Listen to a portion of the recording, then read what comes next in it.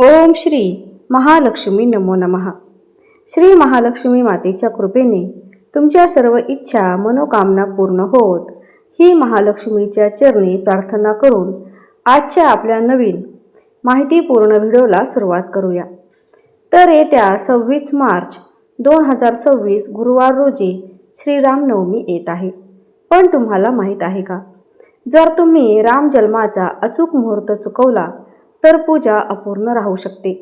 म्हणूनच आजच्या व्हिडिओमध्ये मी श्रीरामनवमीचा शुभ मुहूर्त, उपवास कसा करावा, पूजा मांडणी कशी करावी, पूजा करताना हा एक मंत्र आवर्जून बोला, पूजा करण्यासाठी अचूक शुभ मुहूर्त कोणता, ही सर्व माहिती आपण आजच्या व्हिडिओमध्ये पाहणार आहोत। त्यासाठी व्हिडिओ कुठेही स्किप न करता शेवटपर्यंत नक्की पहा आणि कमेंटमध्ये जय श्रीराम अवश्य लिहा। रामनवमी हा दिवस म्हणजे भगवान श्रीरामांचा जन्मदिवस। या दिवशी मध्यान्ह काळात प्रभू श्रीरामांचा जन्म झाला असे मानले जाते। रामायणामध्ये वर्णन आहे की श्रीराम हे धर्म, सत्य आणि आदर्श जीवनाचे प्रतीक आहे। म्हणूनच या दिवशी श्रीरामांची पूजा केल्याने घरात सुख, शांती आणि समृद्धी येते।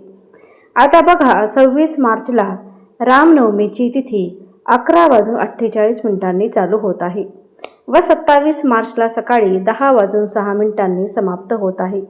श्रीरामांचा जन्म मध्यान्ह काळात म्हणजेच 11:13 पासून ते 1:41 दरम्यान झालेला आहे। त्यामुळे यावेळेस रामनवमी ही 26 मार्चला साजरी केली जाणार आहे।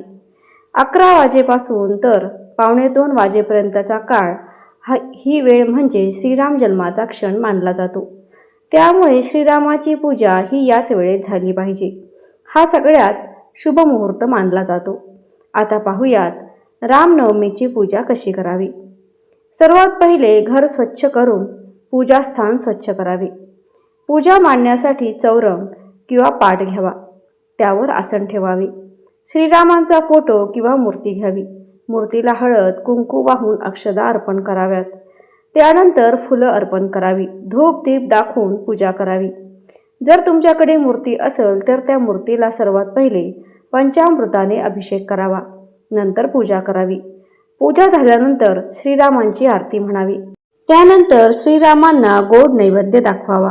श्रीराम जय जय राम या मंत्राची एक माळ जपावी। शक्य झाल्यास राम रक्षा स्तोत्र वाचावे, यामुळे मन शांत होते आणि सकारात्मक ऊर्जा मिळते। श्रीरामनवमी उपवासाचे नियम। रामनवमीला उपवास ठेवणे खूप शुभ मानले जाते। उपवासादरम्यान सात्विक आहार घ्यावा, कोणाशीही खोटं बोलू नये, घरातील व्यक्तींवर किंवा बाहेरील व्यक्तींवर राग करणे टाळावे। जास्तीत जास्त जय श्रीराम नाम जप करा।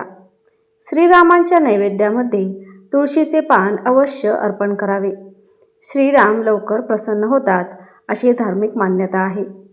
आता आपण एक महत्त्वाचा आणि खास उपाय पाहणार आहोत। तो केल्यावर तुम्हाला आयुष्यात खूप सुख समृद्धी प्राप्त होईल। रामनवमीच्या दिवशी 108 वेळा श्रीराम जय जय राम हा मंत्र जप करावा। हा मंत्र जप केल्याने अडचणी दूर होतात, मन शांत होते आणि लवकरात लवकर सर्व इच्छा पूर्ण होतात। मित्रांनो, रामनवमी पवित्र दिवस आहे। हा मुहूर्त अजिबात चुकवू नका आणि पूर्ण श्रद्धेने पूजा करा।